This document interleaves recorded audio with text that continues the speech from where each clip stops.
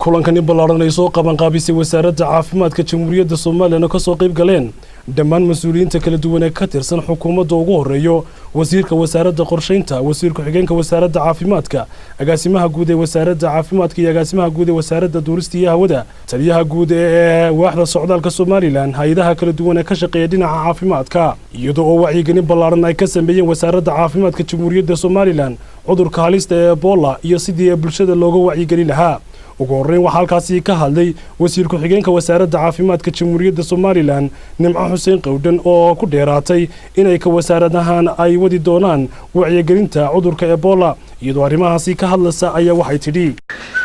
kulankan waa bilow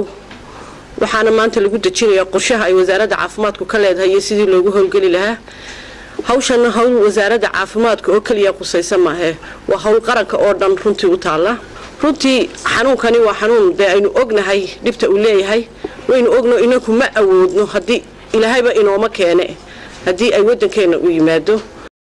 sidoo kale wasiirka wasaaradda qorsheynta qaranka jamhuuriyadda Soomaaliland Dr. Sacad Cali Shire ayaa ka waramay sida looga baahan yahay in shacabka iyo xukuumaddu looga hortago cudurka Ebola ee ka dilaacay galbeedka Afrika wasiirku arrimahaasi ka hadlaya ayaa waxa uu yidhi wasaaradda caafimaadka oo kaliya maaha xanuun iyadu u babacdhigi karto oo ay ku filan karto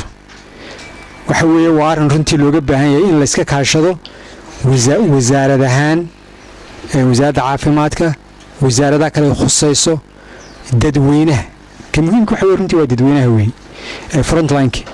dadweynaha iyo bahda caalamka inaynu iska kaashano si aan cudurka wax uga qabanno cudurka amba waa laga hortagaa amba waa laga daba tagaa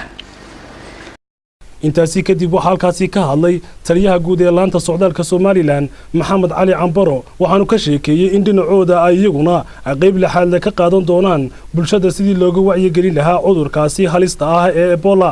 agaasimaha guud ee wasaaradda duurista iyo hawada ayaa iftiimiyay inay ka wasaaradahan ay shacabka iyo rakaabka ka soo degaa garoonka diyaaradaha Cigaal International Airport ee magaalada Hargeysa ay ka qaadaan shahaadada caafimaadka si buu yidhi looga hortago cudurka halista ah bulshada Soomaaliland ay uga badbaado isaguna waxa halkaasi ka hadlay agaasimaha guud ee wasaaradda caafimaadka jamhuuriyadda Soomaaliland waxaanu sheegay inay wadi doonaan wacyigelinta cudurka Ebola